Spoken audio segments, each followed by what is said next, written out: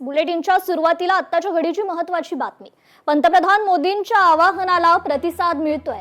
अनेक मंत्र्यांकडून ईव्ही कारचा वापर होतोय, तर मुख्यमंत्री देवेंद्र फडणवीस हे स्वतः बाईकने विधान भवनात पोहोचले, तर उपमुख्यमंत्री एकनाथ शिंदेंकडून इलेक्ट्रिक व्हेइकलचा वापर करण्यात आला। तसेच इतर मंत्र्यांकडून देखील ताफ्यातील वाहनांमध्ये घट झाल्याचं पाहायला मिळालं। परंतु बरेच मंत्री हे 15-15, 16-16 तास काम करत असतात, 400-500 किलोमीटर प्रवास करत असतात। असं असताना अनेक दुखण्यांनी किंवा अनेक आजारांना काही बाधित होत असताना पाठीच्या कण्याचा आजार बहुतांश राजकीय पक्षाच्या नेत्यांना असतो। अशा वेळेस जर योग्य प्रकारे गाडी उपलब्ध त्यांना झाली नाही तर अजूनही तो आजार बळावू शकतो।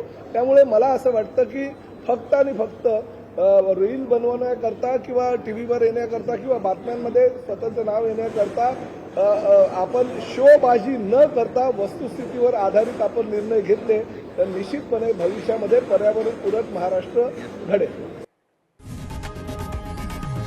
लोकशाही मराठी ऐका, पहा, जागरूक रहा।